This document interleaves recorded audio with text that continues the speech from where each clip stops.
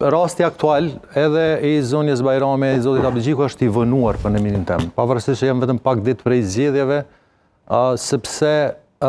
nëse e lexoj mirë edhe atë çfarë ka shkruar edhe zonja Bajrami, por edhe nëse kemi parasysh pak a shumë çfarë ka thënë dikur zoti Abdigjiku vet,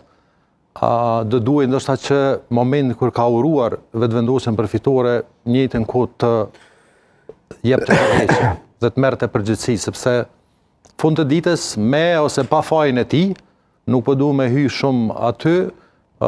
i takon atij përgjegjësia për atë çfarë LDK-ja ka dalë në këto zgjedhje dhe që është një rezultat të drejtën që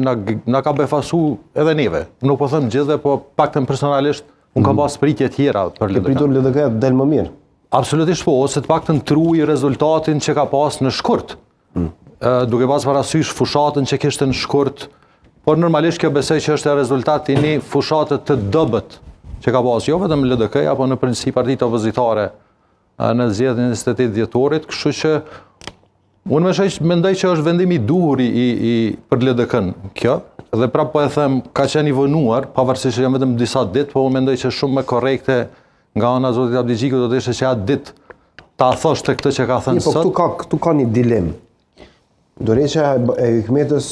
është e paraevokueshme, Abdigjiku thotë unë e ofroj dorëheqjen. E tani kjo e ofroj dorëheqjen ka hapur debat. Aty desha dal, pra ideja është që zoti Abdigjiku është pro form apo është me vërtet dorëheqje? Nuk është se ka dhënë dorëheqje, sepse unë kam përshtypjen që zoti Abdigjiku edhe pas atij takimit të brëmshëm latë nënkuptohet që ai ka një lloj pritje që kuvendi nuk do t'ja aprovojë këtë dorëheqje. Dhe unë kam përshtypjen që kjo është ajo pjesa, nëse mund ta quajmë kësaj loje, që zoti Abdigjiku është goxha i bindur që grupi më i madh i LDK-s në kuvendin e saj janë ata që do t'i thonë jo dorëheqjes zotit Abdigjiku. Normalisht ne e dimë që ka grupe aty që janë paknaqur, që nuk e kanë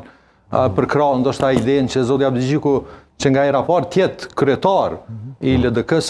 domethënë ato gjana ne i dimë, por prapë unë besoj që grupi më i madh në kuvend do t'jenë ata